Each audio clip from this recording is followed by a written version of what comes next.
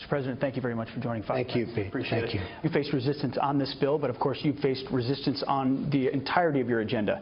Who's been your biggest opponent? Has it been Democrats resisting? Has it been fake news media? Has it been deep state leaks? When you think about it, what holds it up the most? Well, you know, when I ran, I talked about the rigged system because I saw I was winning states and I wasn't getting the delegates that I should be getting. And, you know, I would look at this. I said, what kind of a system? Well, the whole system is very, there's a lot of bad things going on, a lot of very bad things going on. One of the things that should be solved, but it probably won't be, is that the Republicans and Democrats don't get together. And I'm open arms, but I don't see that happening. They fight each other.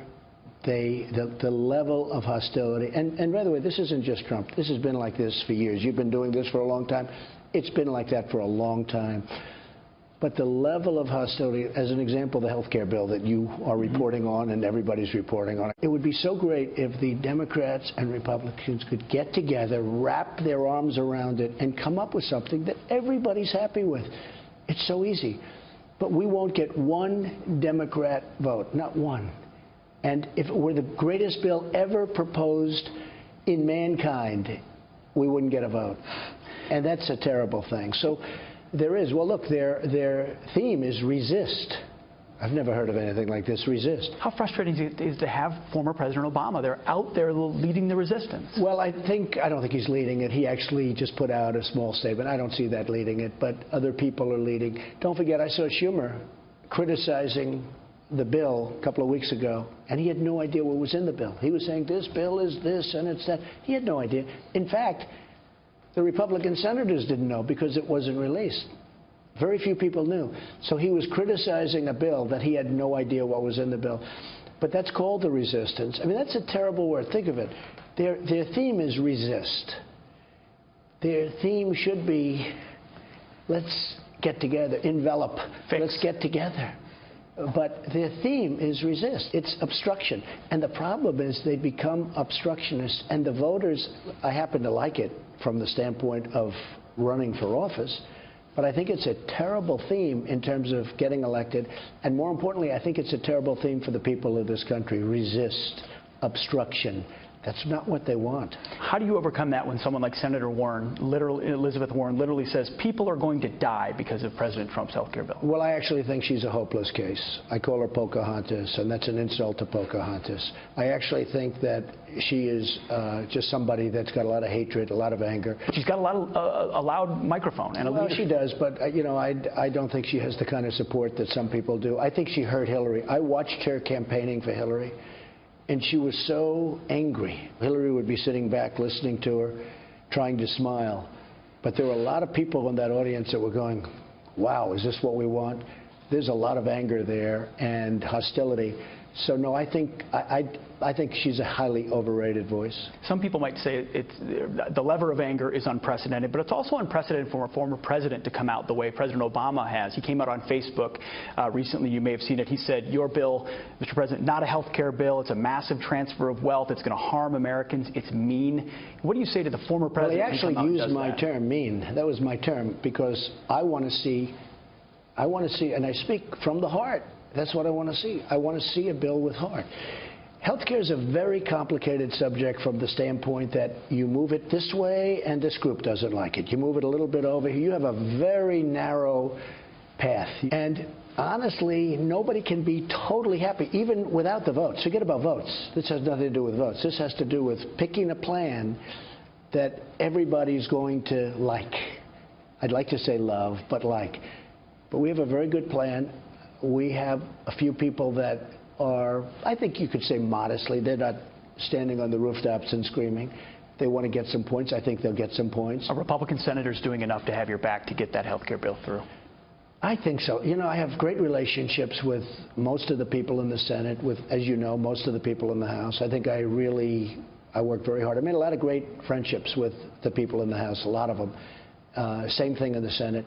They're four very good people. They're friends of mine. And I don't think they're that far off.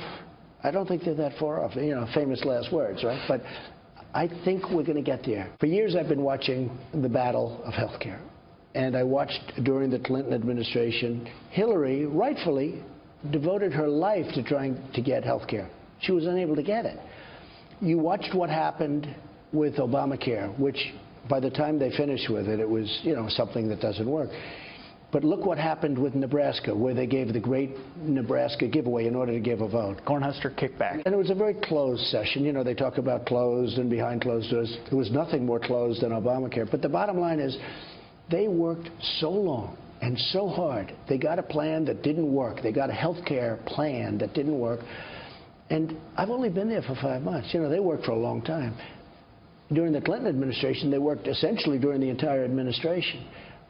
Health care is a very, very tough thing to get, but I think we're going to get it.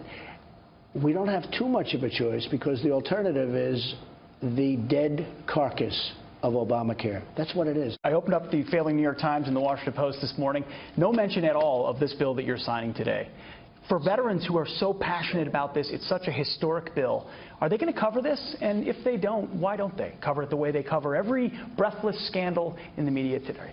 Well, I just heard today for the first time that Obama knew about Russia a long time before the election, and he did nothing about it. But nobody wants to talk about that. That the CIA gave him information on Russia a long time before they even, before the election. And I hardly see it. It's an amazing thing to me. In other words, the question is, if he had the information, why didn't he do something about it? He should have done something about it. But you don't read that. It's quite sad. That never leaked out. No, that doesn't leak out. No, they're very selective leaks with sources. I always love the sources, many of which don't exist. But no, there is a thing going on in the country, and hopefully it's somewhat of a sickness in that sense. But you know what? I am so proud of what we've done in such a short period of time. We were just in the East Room for a historic bill signing. Tell us about the bill that you just signed. Well, it's really an accountability bill. You had people that would be in the VA and they wouldn't work, or they'd do much worse than that, and you couldn't fire them, you couldn't get rid of them. They were hanging around, they were receiving money, they weren't taking care of our veterans, and I made the promise that I was going to be taking care of our veterans if I win. And they voted for me overwhelmingly. I just had in my own heart, I had a very strong obligation to take care. So we had it passed. Tom Cotton and so many other people were so involved, that Mr. Rowe, who you know very well, they worked so hard and so long on that, and that was a tough one to get through. So now they do have accountability. Why would a bill that makes so much common sense to so many Americans, why would it be so hard to get done? Because this was a difficult fight through the finish line. It was a very difficult fight. But look, you have many forces, and I'm not saying bad forces at all. You have unions. The unions don't want to see a thing like that where you can fire someone right away and, if they're not doing the job. It's called accountability. But you had a lot of forces, as you can imagine, and you know the forces probably better than anyone. You were one of the reasons that I really felt so. I used to watch you on Fox talking about the veterans with such heart. And, you were one of the factors, I will tell you. Then we started speaking about it. But we've done a lot for the veterans. But you did have a lot of forces against this bill. This was not an easy one. Absolutely. When you rode down that escalator in Trump Tower, it was the first time a presidential candidate had made veterans issues a top. You mentioned it multiple times in that speech. Obviously, you've been involved in veterans issues for years. Where did that passion first come from? I've always felt the veterans weren't given a fair shake. They fight wars, they lose limbs, they lose, lives. They've gone through so much, and I've always felt they were never appreciated the way they should be appreciated. But who appreciates the voters? And I'm not just talking about them as a bloc, which is a big bloc, but I'm talking about the voters outside of the veterans. They appreciate what the veterans have done. But I've always felt they were not given a fair shake. And then you'd read the disaster stories, of course, where people are waiting online for 7, 8, 9 days to see a doctor, and worse, where they have a disease or a problem or a form of cancer that's easily and quickly curable, and they have to wait 6, 7, 8 months, and by the time they get in, it's terminal. It's, the things that go on are just incredible and have gone on. And we have Dr. David Shulkin, who's done a phenomenal job. He's got tremendous compassion, but he's also a tough cookie. And we're getting it done, and we're doing whatever is necessary. This was one bill, but we have many and many coming. And the veterans, I think when you look at that in the not-too-distant future, it's going to be a much different place. Mr. President, thank you for your time, and on behalf of America's veterans, thank you for your commitment and following through on it. We appreciate it. It's truly a historic day. Thank you very much, Pete. Appreciate it. Thank you.